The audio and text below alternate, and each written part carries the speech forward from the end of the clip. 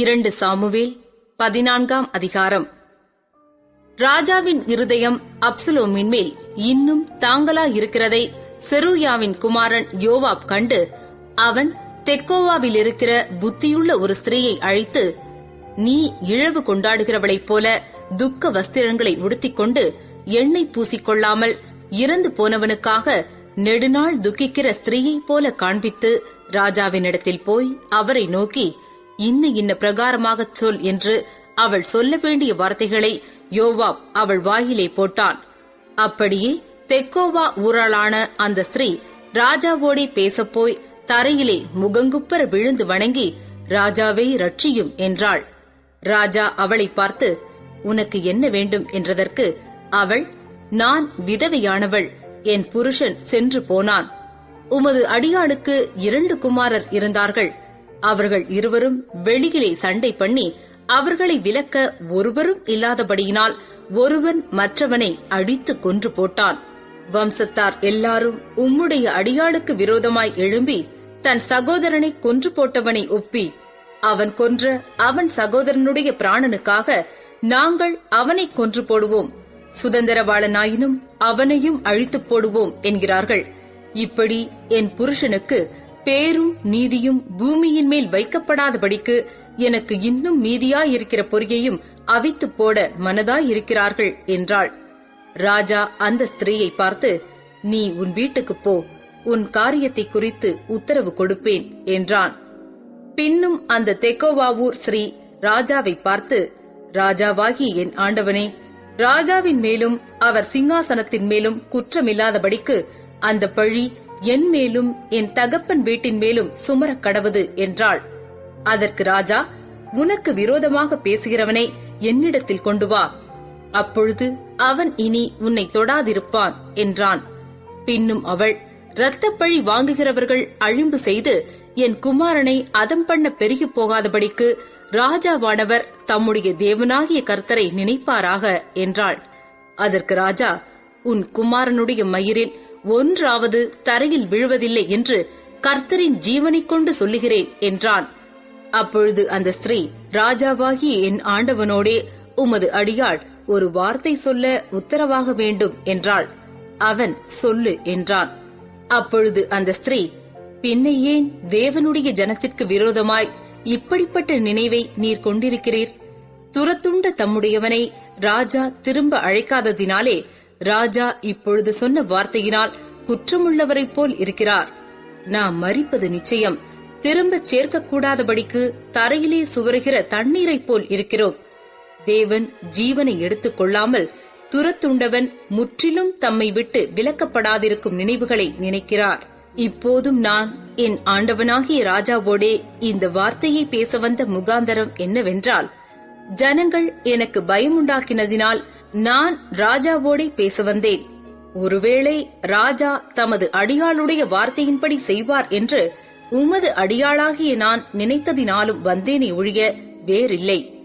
என்னையும் என் குமாரனையும் ஏகமாய் தேவனுடைய சுதந்திரத்திற்கு புறம்பாக்கி அழிக்க நினைக்கிற மனுஷனுடைய கைக்கு தமது அடியாளை நீங்களாக்கி விடும்படிக்கு ராஜா கேட்பார். ராஜாவாகிய என் ஆண்டவனுடைய வார்த்தை எனக்கு ஆறுதலாயிருக்கும் என்று உமது அடியாளாகிய நான் எண்ணினேன். நன்மையையும் தீமையையும் கேட்கும்படி ராஜாவாகிய என் ஆண்டவன் தேவனுடைய தூதனைப் போல இருக்கிறார். இதற்காக உம்முடைய தேவனாகிய கர்த்தர் உம்மோடே கூட இருக்கிறார் என்றாள். அப்பொழுது ராஜா அந்த ஸ்திரீக்கு பிரதியுத்தரமாக, நான் உன்னிடத்தில் கேட்கும் காரியத்தை நீ எனக்கு மறைக்க வேண்டாம் என்றான். அதற்கு அந்த ஸ்திரீ, ராஜாவாகிய என் ஆண்டவர் சொல்வாராக என்றாள். அப்பொழுது ராஜா, இதிலெல்லாம் யோவாப் உனக்கு உட்கையா இருக்கவில்லையா என்று கேட்டான். அதற்கு ஸ்திரீ பிரதியுத்தரமாக, ராஜாவாகிய என் ஆண்டவன் சொன்னதற்கெல்லாம் வலது பக்கத்திலாவது இடது பக்கத்திலாவது விலகுவதற்கு ஒருவராலும் கூடாது என்று ராஜாவாகிய என் ஆண்டவனுடைய ஜீவனைக் கொண்டு சொல்லுகிறேன். உமது அடியானாகிய யோவாப் தான் இதை எனக்கு கற்பித்து அவனே இந்த எல்லா வார்த்தைகளையும் உமது அடியாளின் வாயிலே போட்டான். நான் இந்த காரியத்தை உபமானமாய் பேசுகிறதற்கு உமது அடியானாகிய யோவாப் அதற்கு காரணமாயிருந்தான். ஆனாலும் தேசத்தில் நடக்கிறதையெல்லாம் அறிய என் ஆண்டவனுடைய ஞானம் தேவதூதனுடைய ஞானத்தைப் போல் இருக்கிறது என்றாள். அப்பொழுது ராஜா யோவாபை பார்த்து, இதோ இந்த காரியத்தை செய்கிறேன், நீ போய் அப்சலோம் என்னும் பிள்ளையாண்டானை திரும்ப அழைத்துக் கொண்டு வா என்றான். அப்பொழுது யோவாப் தரையிலே முகங்குப்புற விழுந்து வணங்கி ராஜாவை வாழ்த்தி, ராஜா தமது அடியானுடைய வார்த்தையின்படி செய்ததினால் என் ஆண்டவனாகிய ராஜாவின் கண்களில் எனக்கு தயை கிடைத்தது என்று இன்று உமது அடியானுக்கு தெரிய வந்தது என்றான். பின்பு யோவாப் எழுந்து கேசூருக்கு போய் அப்சலோமை எருசலேமுக்கு அழைத்துக் கொண்டு வந்தான்.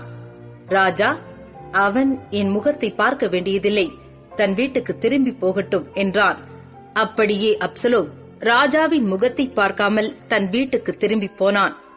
இஸ்ரவேலர் அனைவருக்குள்ளும் அப்சலோமைப் போல் சௌந்தரியமுள்ளவனும் மெச்சிக் கொள்ளப்பட்டவனும் இல்லை.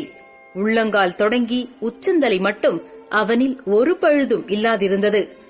அவன் தன் தலைமயிர் தனக்கு பாரமாயிருப்பதினால் வருஷாந்தரம் சிரைத்துக் கொள்ளுவான். சிரைக்கும் போது அவன் தலைமயிர் ராஜாவுடைய நிறையின்படி 200 சேக்கல் நிறையாயிருக்கும். அப்சலோமுக்கு 3 குமாரரும் தாமார் என்னும் பேர் கொண்ட ஒரு குமாரத்தியும் பிறந்திருந்தார்கள். இவள் ரூபவதியான பெண்ணாயிருந்தாள். அப்சலோம் ராஜாவின் முகத்தை காணாமலே 2 வருஷம் எருசலேமிலே குடியிருந்தான். ஆகையால் அப்சலோம் யோவாபை ராஜாவினிடத்தில் அனுப்பும்படி அழைப்பித்தான்.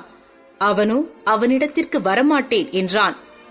2ஆம் விசையும் அவன் அழைத்தனுப்பினான். அவன் வரமாட்டேன் என்றான். அப்பொழுது அவன் தன் வேலைக்காரரை பார்த்து, இதோ என் நிலத்திற்கு அருகே யோவாபின் நிலம் இருக்கிறது, அதிலே அவனுக்கு வால்கோதுமை விளைந்திருக்கிறது, நீங்கள் போய் அதை தீக்கொளுத்தி போடுங்கள் என்றான்.